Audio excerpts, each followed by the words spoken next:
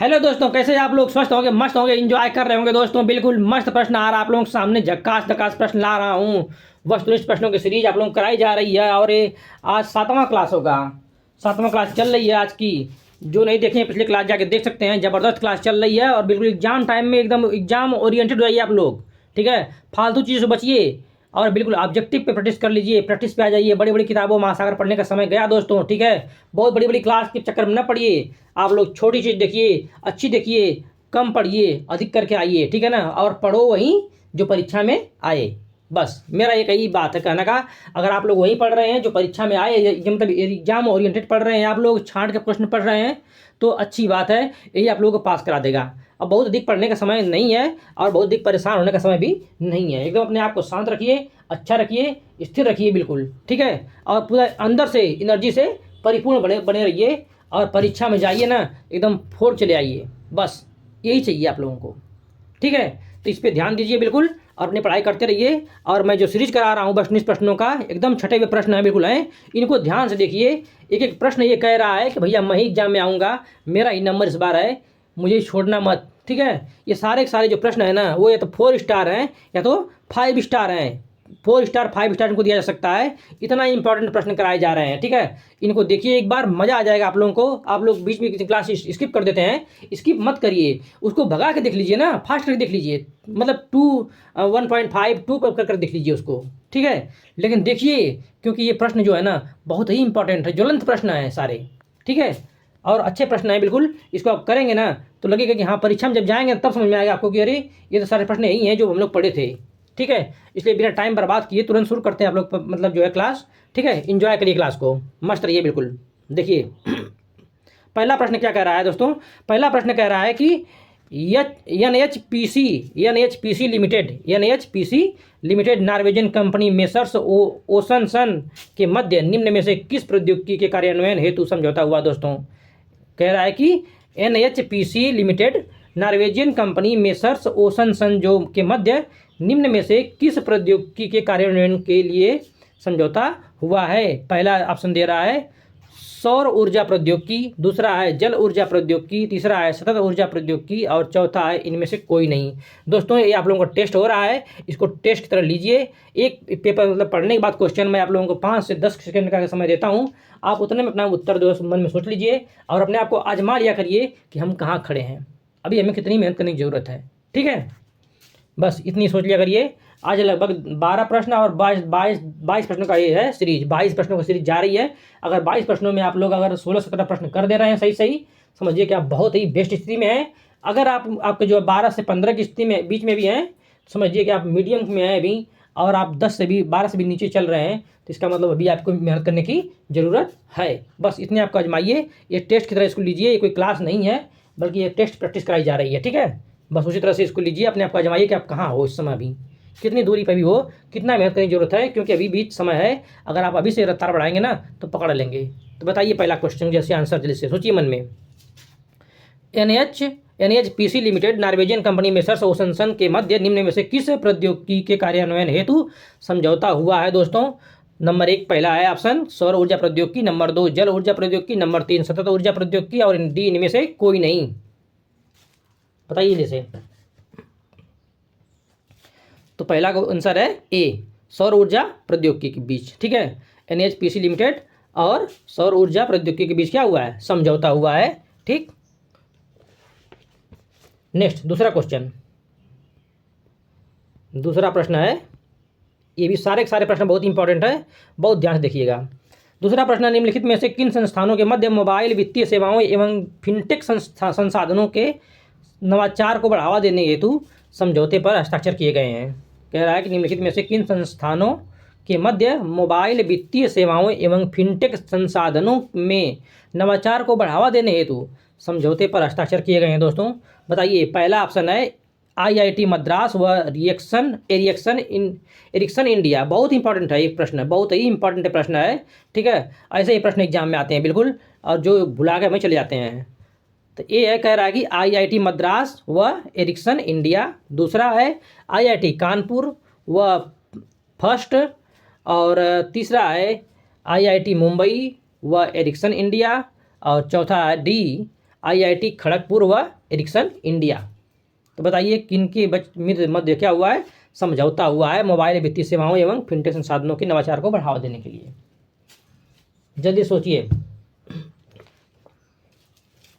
ए है B option, IIT Kanpur व FIRST के मध्य क्या हुआ है, समझौता हुआ है दोस्तों। ठीक है, नेक्स्ट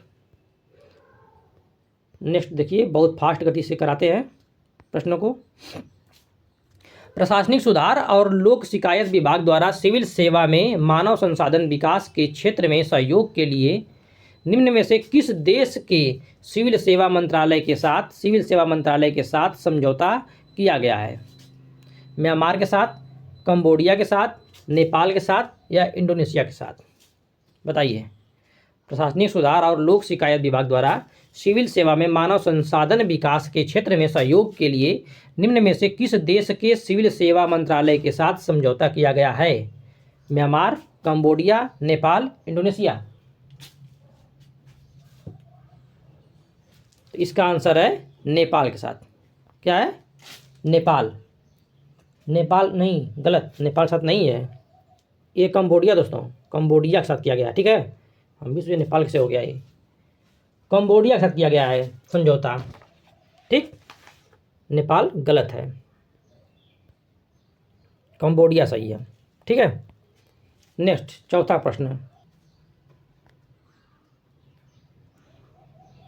पांचवा देखिए, निम्न में से किन दो देशों के मध्य ऑडिटिंग के क्षेत्र में सहयोग व मध्यस्थता को बढ़ाने हेतु समझौता हुआ है? बताइए।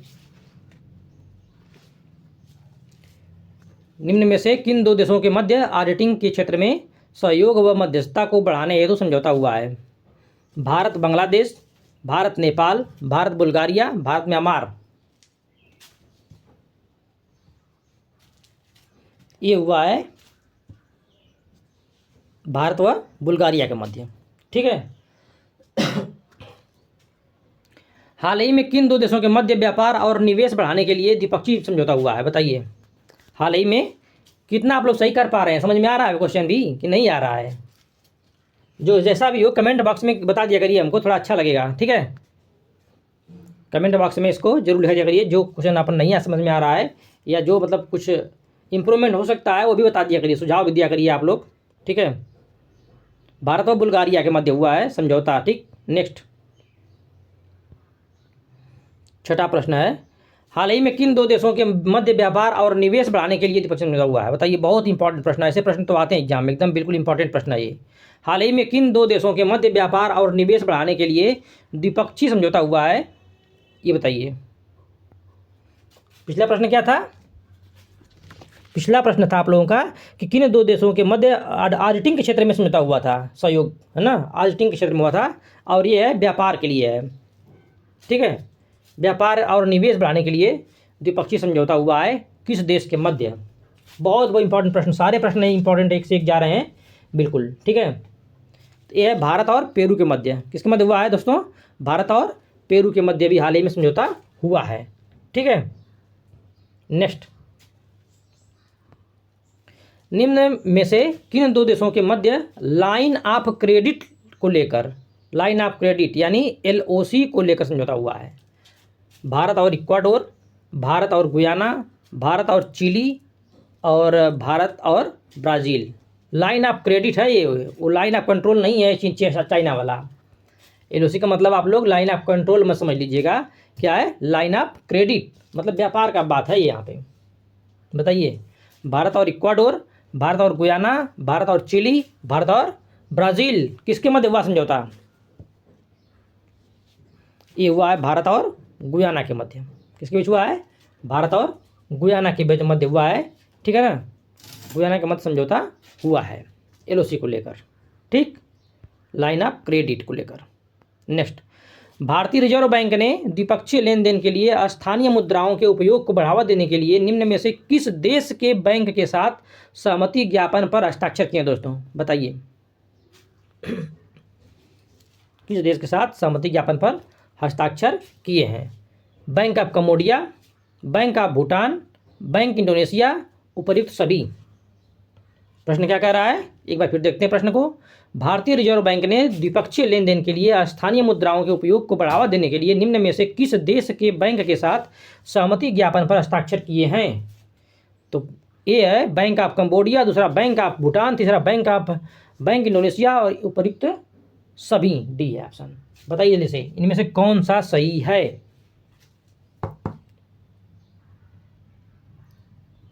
इसमें सही है बैंक इंडोनेशिया के साथ।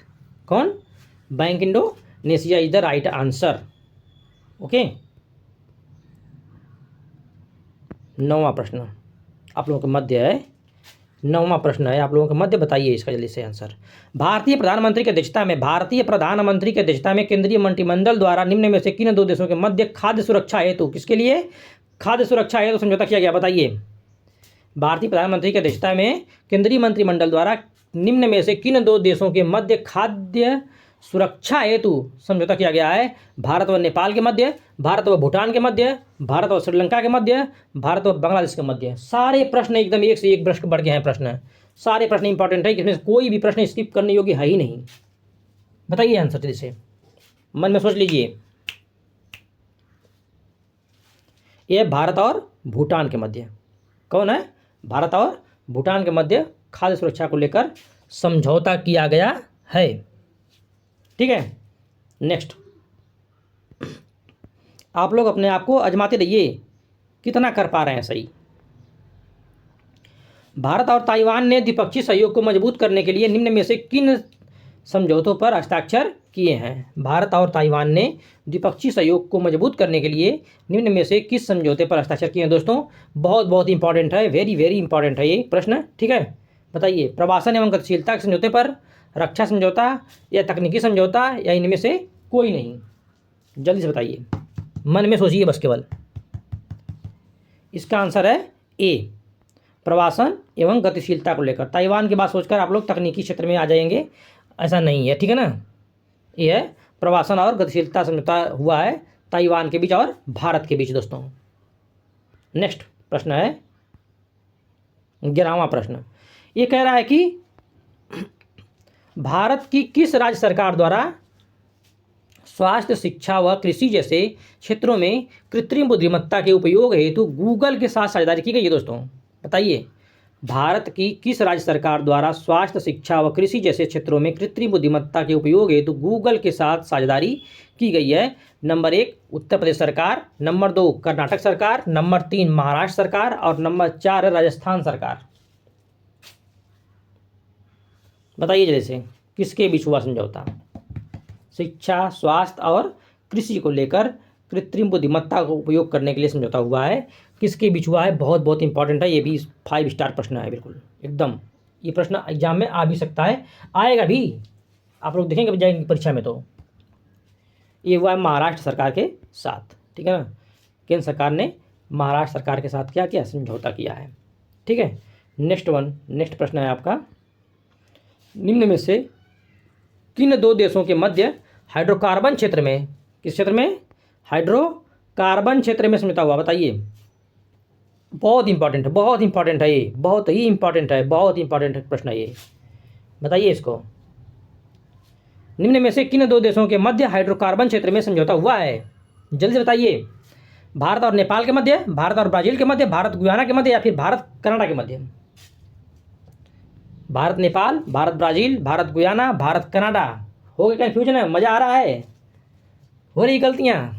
हाँ गलतियाँ तो होंगी दोस्तों, एग्जाम टाइम में ऐसे ही होता है, आता हुआ प्रश्न भी गलत होता है, बस यही सुधारना है। जिसने गलती सुधार ली उसका बेड़ा पार हो गया। ठीक है, और जो गलतियों में फंसा रहा है ना, तो ऐसा ये जाल है ना कि वो निकलने नहीं देगा बाहर, इसलिए गलतियों से बाहर निकलिए। तुरंत बताइए इसको कि हाइड्रोकार्बन के क्षेत्र में समझौता हुआ है किसके मध्य? भारत नेपाल, भारत गुयाना, भारत ब्राजील और भारत कनाडा। तो इसका ऑप्शन है भारत और गुयाना के मध्य हुआ है। किसके मध्य हुआ है? भारत और Guyana is the right answer दोस्तों। ठीक, नेक्स्ट। ये तो यहाँ खत्म हो गया, एक नया भी करा देता हूँ इसी में। चलो इसको भी करा देता हूँ, अभी टाइम बर्बाद करने की जरूरत नहीं है, इसको भी करा देते हैं इसी समय। नेक्स्ट चैप्टर था ये समलैंगिकता के मामले में ये चैप्टर इतना महत्वपूर्ण है कि इसका जो प्रश्न है ना, इसमें कुल 10 प्रश्न हैं, लेकिन 10 प्रश्न में से कम 3 से 4 प्रश्न परीक्षा में आएंगे, 3 से 4 प्रश्न परीक्षा में आएंगे। इतना महत्वपूर्ण प्रश्न ये है, इतना इंपॉर्टेंट है, बिल्कुल समझ लीजिए, इंपॉर्टेंटता की कड़ी है ये, बिल्कुल ठीक है।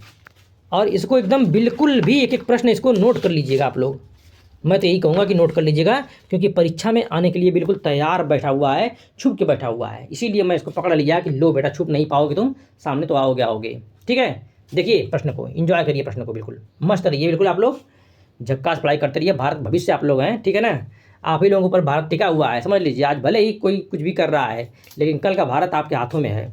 अगर आप अच्छे से डील करते हैं ना, सुरक्षित भारत बना देंगे आप, ठीक है। देखिए नेक्स्ट प्रश्न है, समलैंगिकता के मामले में बनी 6 सदस्यीय समिति के अध्यक्ष कौन है इसमें से, बताइए। बहुत इंपॉर्टेंट प्रश्न है, इतना इंपॉर्टेंट है कि इसके बारे में मैं क्या बताऊं, एकदम जलती हुई आग है प्रश्न, जलती हुई आग की तरह है। बस आप लोग सुलगते धुएं से थोड़ा बच के रहिएगा और इसको आराम से डील करिएगा, पूरा दिमाग लगा के, नहीं तो गलती होगी। समलैंगिकता के मामले में बनी 6 सदस्यीय समिति जो है ना, उसके अध्यक्ष कौन है पूछा है। महेश चंद्र पंत, राजीव गौबा, गीता मित्तल, अजय लांबा, बताएं। ये है इसके राजीव गौबा, कौन है, राजीव गौबा है इसके अध्यक्ष, ठीक है। समलैंगिकता के मामले में बनी 6 सदस्यीय जो समिति थी, उसके अध्यक्ष कौन है, राजीव गौबा है, ठीक। नेक्स्ट प्रश्न, सारे इंपॉर्टेंट प्रश्नों की सीरीज इसी में आ गई लग रहा है। भारतीय ओलंपिक महासंघ ने कुश्ती महासंघ के अध्यक्ष भूपिंदर सिंह बाजवा की अध्यक्षता में निम्न में से किस समिति का गठन किया है, बताएं। भारतीय ओलंपिक महासंघ ने कुश्ती महासंघ के अध्यक्ष भूपिंदर सिंह बाजवा की अध्यक्षता में निम्न में से किस समिति का गठन किया दोस्तों। जबरदस्त प्रश्न है। संघ शक्ति समिति, बी एडहॉक समिति, सी तदर्थ समिति और डी है प्रवर समिति। जल्दी से बताइए, तुरंत, टाइम बर्बाद बिल्कुल नहीं करना एकदम एग्जाम टाइम में। इसका आंसर है तदर्थ समिति। किसकी, तदर्थ समिति का गठन किया गया है। यह समिति वो होती है जो किसी कार्य के लिए गठन की जाती है और कार्य समाप्त होने के बाद अपने आप क्या होती है, खत्म हो जाती है, ठीक है। बस तदर्थ समिति का गठन किया गया है। नेक्स्ट वन, तीसरा प्रश्न हम लोग बढ़ते हैं आगे। निम्नलिखित में से किसकी अध्यक्षता में संसद सुरक्षा उल्लंघन, देखो अभी संसद में हमला हुआ था ना अभी थोड़ी दिन पहले, तो उसके लिए जांच समिति बनाई गई थी, ठीक है ना। इतना हल्ला हुआ था, जो लड़के पहुंच के वहाँ पे सब बम फोड़ दिए थे अपना वो, ठीक है ना, ले केमिकल जाके धुआं उड़ा दिए थे, तो उसके लिए बारे में आए, इतनी चर्चा का विषय बना था। और ये परीक्षा में आने के लिए बिल्कुल ऐसे बैठी है ना, जैसे तुम समझ में नहीं पाओगे भाई, बिल्कुल एकदम शेर की तरह, बिल्ली की तरह छुप बैठी है, जैसे चूहे को पकड़ती है बिल्ली, कूद के उछल के ऐसे बैठे रहती है, चूहा जब आता पास में उछल के पकड़ लेती है, एकदम ठीक वैसा ही प्रश्न है बिल्कुल। ये समझ में नहीं आ रहा है, लेकिन ये जो है ना खतरनाक प्रश्न बिल्कुल बैठा है, एकदम छुप के बैठा है उसी तरह से, बिल्ली की तरह बिल्कुल है, चूहा बिल्ली खेल रहा है, ठीक एकदम। निम्नलिखित में से किसकी अध्यक्षता में संसद सुरक्षा उल्लंघन घटना की जांच समिति का गठन किया गया, बताइए। अनीश दयाल सिंह, महेश चंद्र पंत, राजीव गौबा, या इनमें से कोई नहीं। एकदम सारे ऑप्शन ऐसे लग रहे होंगे कि बिल्कुल सही हैं, लेकिन सही है कही है इसमें से, बताएं जल्दी से, सोचिए। ये है अनीश दयाल सिंह दोस्तों, कौन है, अनीश दयाल सिंह की अध्यक्षता में जो है संसद सुरक्षा उल्लंघन की जांच के लिए समिति बनाई गई है, ठीक है। याद कर लीजिएगा, एकदम बिल्कुल 5 स्टार प्रश्न है, एकदम 5 स्टार है, ठीक। नेक्स्ट, ये तो उससे भी इम्पॉर्टेंट है, सारे तो इम्पॉर्टेंट है, ये मैं क्या बताऊं। एनसीईआरटी द्वारा पाठ्यक्रम संशोधन हेतु बने 19 सदस्यीय पैनल का अध्यक्ष कौन है। इतना इंपॉर्टेंट प्रश्न है ये, सारे लगता है कि यही सब प्रश्नों छाप देगा जमुआ में। अगर ऐसा हो जाना तो मज़ा ही आ जाए, ठीक है, आप लोगों के तो भरपूर मज़ा आ जाएगा। वाह सर क्या बात है, यही सारे आ गए। देखिए, एनसीईआरटी द्वारा पाठ्यक्रम संशोधन हेतु बने 19 सदस्यीय पैनल का अध्यक्ष निम्न में से किसको चुना गया है, बताइए कौन चुना गया था। ऑप्शन आप लोग सामने है, विजयकांत, महेश चंद्र पंत, मनोहर जोशी, अजय लांबा, जल्दी बताइए। इसके हैं कौन? ये महेश चंद पंत। कौन है? महेश चंद पंत है दोस्तों। बहुत बहुत इंपॉर्टेंट प्रश्न है, इसको ध्यान से बिल्कुल देखिएगा। और देखिए नेक्स्ट प्रश्न पे हम लोग आते हैं, दौड़ता हुआ नेक्स्ट प्रश्न आता है।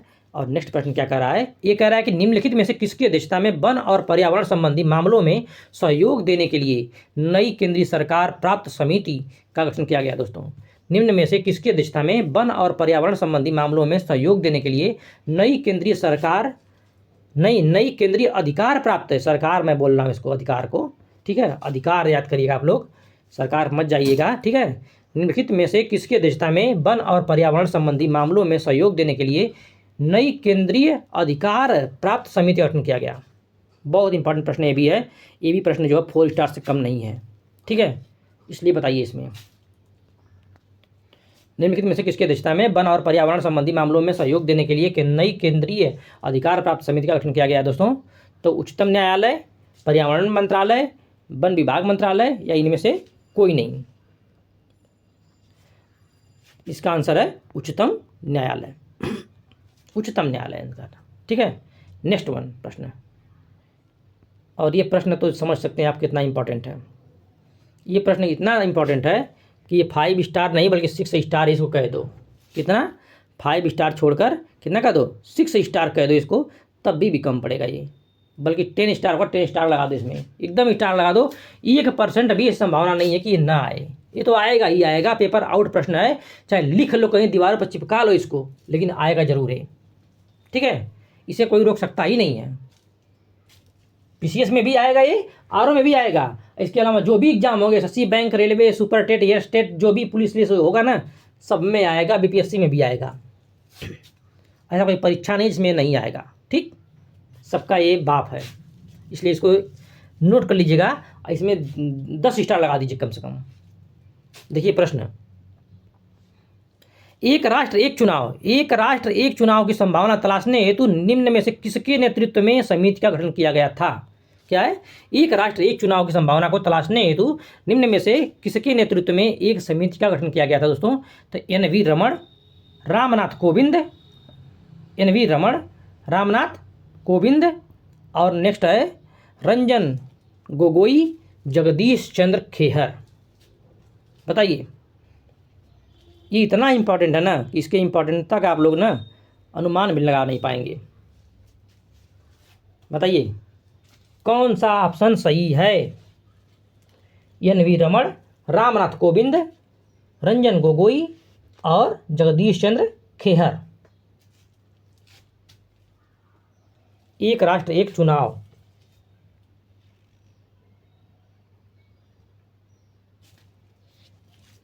ये है जगदीश चंद्र खेहर, जे.एस. खेहर। दोस्तों, जे.एस.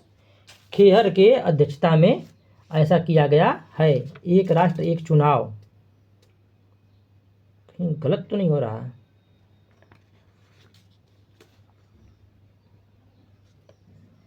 गलत किया गया है, ये गलत है, जगदीश चंद्र खेहर नहीं है, ये रामनाथ कोविंद जी। दोस्तों, ये गलत है, इनको काटिए, तुरंत इनको हटाइए। ये क्या है? ये गलत है, जगदीश चंद्र खेहर गलत है। क्या है? रामनाथ कोविंद, यही तो गलती है। कुछ किताबों में गलतियां दे रखी हैं। ये कौन है? एक राष्ट्र एक चुनाव, रामनाथ कोविंद जी हैं, कोई और नहीं है, ठीक है। Ramnath Kovind ji is the right answer. Ramnath Kovind ji right answer, ठीक है ना। रामनाथ कोविंद सही है, गलत आंसर है इसमें, ठीक। इसके चक्कर में ना पड़िएगा, जो गलत होगा उसमें इंप्रूवमेंट भी करा दिया जाएगा, ठीक है ना। Ramnath Kovind is the right answer, यही सही है, ठीक। और इसको रट लीजिएगा, इतना इंपॉर्टेंट है, इतना इंपॉर्टेंट है ना कि परीक्षा में आ रहा है, एकदम आ रहा है, ठीक है। नेक्स्ट वन, सातवां प्रश्न कह रहा है कि डीजीसीए द्वारा लैंगिक समानता सुनिश्चित करने के लिए किसकी अध्यक्षता में 4 सदस्यीय पैनल गठन किया गया? बताइए, डीजीसीए द्वारा लैंगिक समानता की बात की गई है, बहुत बहुत इंपॉर्टेंट है, वेरी वेरी इंपॉर्टेंट। ये भी प्रश्न है सेम उसी तरह से। बताइए इसका कि डीजीसीए द्वारा लैंगिक समानता सुनिश्चित करने के लिए किसकी अध्यक्षता में 4 सदस्यीय पैनल का गठन किया गया है? दोस्तों, सुरभिता सक्सेना, बी है न्यायमूर्ति गीता मित्तल, सी है न्यायमूर्ति एन वी रमण और डी है महेश चंद्र पंत। कौन सही इसमें से है?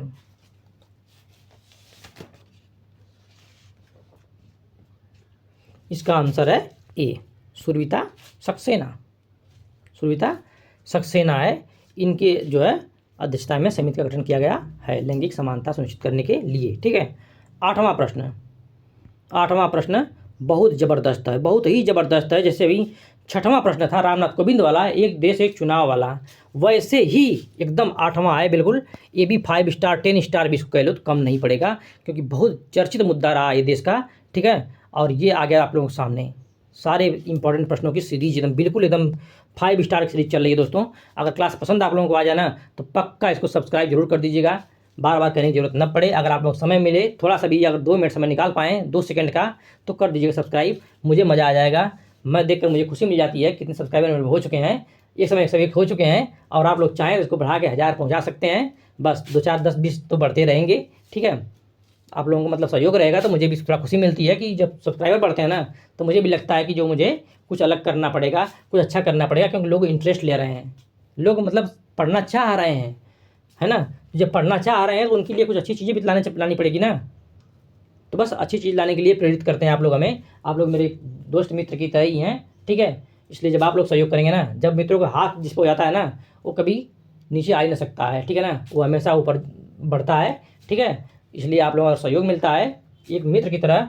ठीक, क्योंकि आप लोग मेरे परिवार के हैं, मेरे घर के हैं। जब पढ़ रहे हैं आप हमसे, जब से जुड़े हुए हैं ना, तो एक सहयोगी है आप लोग मेरे। और जब सहयोगी साथ में होता है ना, जिसके पास एक अच्छा सहयोगी मिल जाता है लाइफ में ना, उसे दुनिया में कोई हरा नहीं सकता।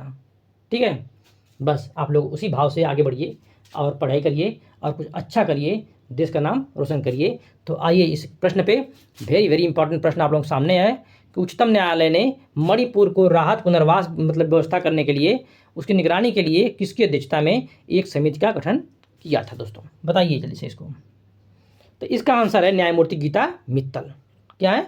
न्यायमूर्ति गीता मित्तल की अध्यक्षता में गठन किया गया था। ठीक है, राहत एवं पुनर्वास व्यवस्था को बहाल करने के लिए, निगरानी करने के लिए उसकी, कहाँ पे? मणिपुर में। मणिपुर हिंसा जो है बहुत चर्चा में रही है। ठीक है, नेक्स्ट वन। हाँ, नवा प्रश्न आप लोग सामने है। जम्मू कश्मीर में रह रहे अवैध विदेशियों की जानकारी के लिए गठित समिति के अध्यक्ष निम्न में से कौन है? जम्मू कश्मीर में रह रहे अवैध विदेशियों की जानकारी के लिए गठित समिति के अध्यक्ष निम्न में से कौन है दोस्तों? बताइए। R.K. गोयल, सुरविता सक्सेना, महेश चंद्र पंत या अनीश दयाल सिंह? ये भी प्रश्न बहुत इंपॉर्टेंट है, वेरी वेरी इंपॉर्टेंट ये भी प्रश्न है। ये भी प्रश्न 4 या 5 स्टार से कम नहीं है दोस्तों, बिल्कुल एकदम जलता हुआ प्रश्न सारे हैं, एकदम जलते हुए प्रश्न है। आप लोग समझ सकते हैं इन प्रश्नों की जो अहमियत है ना, वो एग्जाम में ही समझ में आएगी। ठीक है ना, जो सोना होता है ना, जो हीरा होता है ना, उसको जौहरी ही परखता है, किसी और की बस की बात नहीं है। तो इन प्रश्नों की परख जो है आप लोग ही कर सकते हैं एग्जाम के दृष्टिकोण से। ठीक, तभी समझ में आएगा ये प्रश्न कि हाँ कितना इंपॉर्टेंट है। देखिए, जम्मू कश्मीर में रह रहे अवैध विदेशियों की जानकारी के लिए गठित समिति के अध्यक्ष निम्न में से कौन है? R.K. गोयल, सुरविता सक्सेना, महेश चंद्र पंत, अनीश दयाल सिंह? बताइए इसको। ये हैं R.K. गोयल जी। कौन है? R.K. गोयल जी हैं दोस्तों। Next one.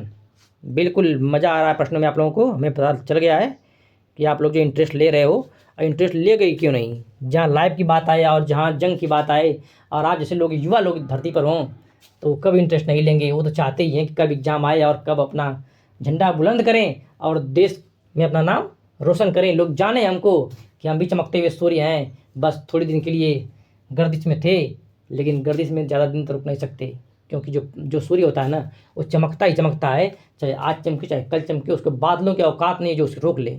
तो आप लोग वही देखते हुए चमकते हुए सूर्य हैं। ठीक है ना, अगर कोई समस्या है, कोई टेंशन है ना, बिल्कुल निकाल के बाहर फेंक दीजिए उसको, क्योंकि वो आपके लिए बनी ही नहीं है। वो तो उनके लिए बनी है जो लोग बिल्कुल डरते हैं, कामचोर हैं, जो भागते हैं समस्याओं से। लेकिन आप लोग समस्याओं से भागने वाले नहीं हैं। अगर भागने वाले होते तो आप पढ़ते ही नहीं, इतनी टफ चीज़ नहीं लेते। अगर आपने ठान लिया है तो आपने कुछ करने के लिए ठाना है। जब करने के लिए ठान ही लिया है ना, तो फिर देखना क्या। ठीक है ना, फिर उसे पूरा कर ही लेना है। ये नहीं है जो कि मतलब जब एक बार ठान लिया है कुछ करने का, है ना, तो फिर कद क्या देखना आसमान का, कुछ ऐसा ही था। तो जब आप लोगों ने ठान ही लिया है ना दुनिया जीतने का, तो जीत लीजिए, क्या दिक्कत है, बार बार मौका देने की क्या जरूरत है, इसी बार जीत लीजिए। ठीक है, बताइए आप लोग, इसका बहुत इंपॉर्टेंट है भी है, वेरी वेरी इंपॉर्टेंट, 10 स्टार इसको कर दिया जाए, ठीक है ना, तो कम नहीं होगा। बताइए इसका आंसर और मज़ा लीजिए।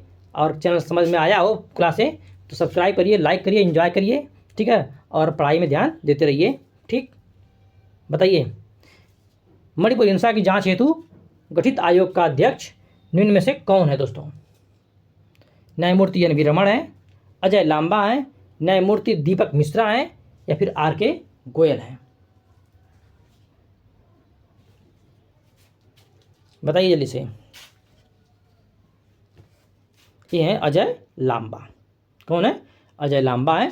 मणिपुर हिंसा गठित के लिए, मतलब जो हिंसा हुई थी उसकी जांच समिति गठन के लिए अजय लांबा की अध्यक्षता में समिति गठन की गई है। और ये बहुत महत्वपूर्ण प्रश्न है, इसको एकदम बिल्कुल भूलिएगा मत, अपने दिमाग में बैठा लीजिएगा। ठीक है ना, इसी के साथ हमें इस क्लास को द एंड करेंगे। हैं, एंजॉय करिए आप लोग, पढ़ाई करते रहिए। ठीक, जय हिंद, जय भारत।